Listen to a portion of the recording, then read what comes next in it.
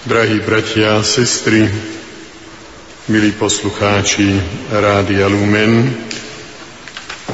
dnes pristupujeme k 9. katechéze a budeme hovoriť o druhej časti katechizmu katolíckej cirkvi, ktorá preberá predovšetkým apoštolské vyznanie viery, dotýka sa aj iných vierovyznaní, katolíckych, ale predovšetkým venuje pozornosť apoštolskému vyznaniu ako súhrnu všetkých zásad, ktoré máme zachovať, aby sme mali apoštolsky zdedenú vieru, ktorú nám zanechali 12 apoštoli.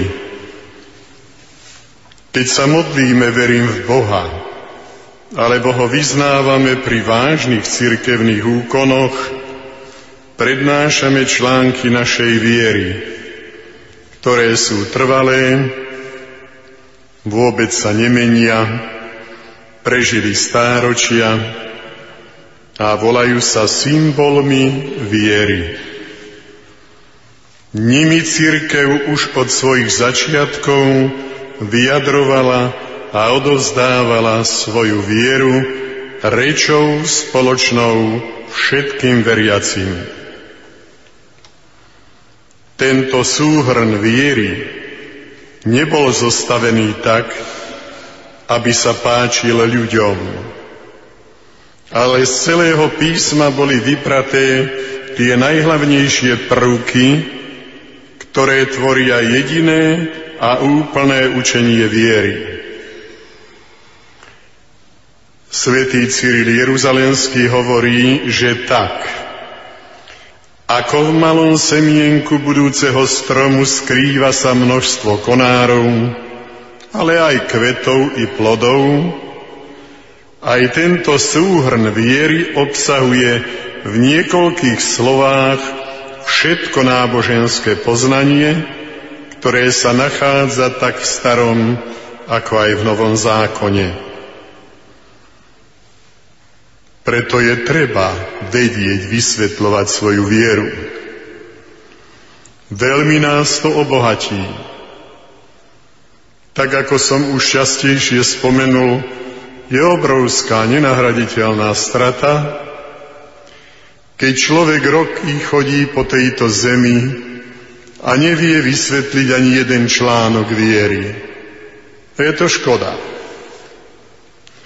Krst dostal ešte v nevedomosti, lebo za tým stáli jeho rodičia a krstní rodičia, ale to, čo mohol získať už svojim rozumom, o to človek veľa rázy, katolík pokrstený, nedbá.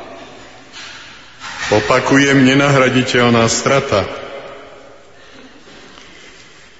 Spomínané súhrny viery sa volajú vyznania viery. Niekedy ich voláme aj krédo, čo znamená to isté, len je to vyjadrené latinským slovom a krédo znamená verím. Volajú sa aj symbolmi viery. Symboly viery, to je súhrn hlavných práv viery. Preto je prvým a základným, najdôležitejším bodom kresťanskej katechézy. Prvé vyznanie viery sa robí pri krste, pretože krst sa udeluje v mene Otca i Syna i Ducha Svätého. Všetci sme boli takto pokrstení, pokiaľ sme pokrstení boli. Symbol viery sa teda delí na 3 časti. V prvej časti hovorí o prvej božskej osobe a o obdivuhodnom diele stvorenia. Stvorenia vesmíru, stvorenia zeme i stvorenia človeka. V druhej časti hovorí o druhej božskej osobe ktorou je Ježiš Kristus, a o tajomstve vykúpenia človeka. A v 3. krstnej časti katechézy je reč o 3. božskej osobe, o Duchu Svetom ako prameni nášho posvetenia. O tom Duchu Svetom, ktorý nám dáva dobré poznanie Boha Otca, jeho veľkosti a záujmu o svoje stvorenie, o jeho veľkej, skutočne otcovskej láske o všetkých nás. Duch Svätý nám dáva poznať nádheru Boha Vykupiteľa v Ježišovi Kristovi, ktorý sa stáva naším bratom a urobí všetko preto, aby sme boli na tejto zemi doslova obohatení, vyzbrojení Božou láskou, Božími darmi, že by sme sa mohli stále stávať silnejšími v Bohu. Duch Svätý je taký motor, taký realizátor v nás všetkého toho, čo nám odovzdal Boh Otec a čo nám dal Ježiš Kristus za veľmi drahú cenu, pretože prišiel na túto zem a obetoval sa za nás.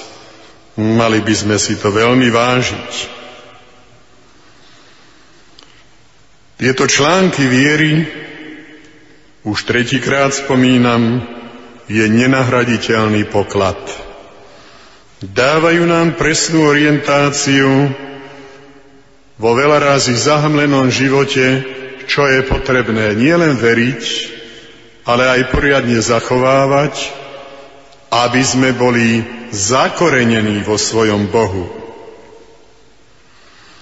Naše vyznanie má 12 článkov.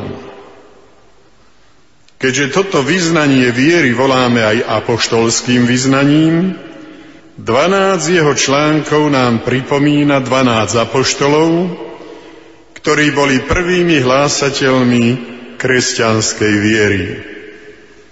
A tak radom aj oni položili život za ňu podľa vzoru svojho majstra Ježiša Krista. Aj to nám pripomína, že sme veľmi draho vykúpení, dostali sme nesmiernu cenu, ktorá je pokropená Kristovou krvou a krvou apoštolov. Okrem apoštolského vyznania viery, s ktorým sa najčastejšie stretáme a je súhrnom celého nášho katechizmu katolíckej cirkvi, máme ešte aj iné vyznanie viery, rozšírenejšie. A volá sa Nicejsko-Carihradské, ktoré má v cirkvi veľkú vážnosť, lebo pochádza z čias prvých 2 ekumenických koncilov v cirkvi, ktoré boli veľmi dávno. Prvý v roku 325. a druhý v 381. Toto Nicejsko-Carihradské vyznanie viery sa modlíme pri slávnostných bohoslužbách a každú nedeľu ho spievame pri svätej omši. Náš výklad viery sa bude pridržiavať apoštolského vyznania viery, teda toho stručnejšieho, ale nič mu nechýba. To Nicejsko-Carihradské je rozšírené preto, že tam sú niektoré opisy tak naširšie prebraté, aby ľudia všetkých čias lepšie tomu rozumeli. Ale pokiaľ dáva cirkev výklad tej sústavy našej viery podľa apoštolského vyznania, tak to stačí, pretože výklad veľa rázy ešte širšie vysvetľuje to, čo je v Nicejsko-Carihradskom vyznaní viery. Podľa apoštolského vyznania viery je zostavený aj najstarší rímsky katechizmus. Vždy, keď sa ho modlíme, teda keď sa modlíme, verím v Boha, prijímame ho do svojho vnútra tak, ako v deň nášho krstu, keď celý náš život bol zverený tomuto učeniu. Keď úctivo s vierou vyslovujeme, vyznaním viery vstupujeme do spoločenstva s Bohom Otcom, s Jeho Synom a naším vykupiteľom Ježišom Kristom a s Duchom Svätým. A takisto vstupujeme do spoločenstva s celou cirkvou, ktorá nám odovzdáva vieru, v jej spoločenstve veríme a vo viere sa vzdelávame a vieru aj uskutočňujeme. Iste máte takú skúsenosť, že každému z nás veľmi dobre padne, keď sa nachádzame v spoločnosti viditeľnej cirkvi. To znamená, že je tam niekoľko tisíc ľudí.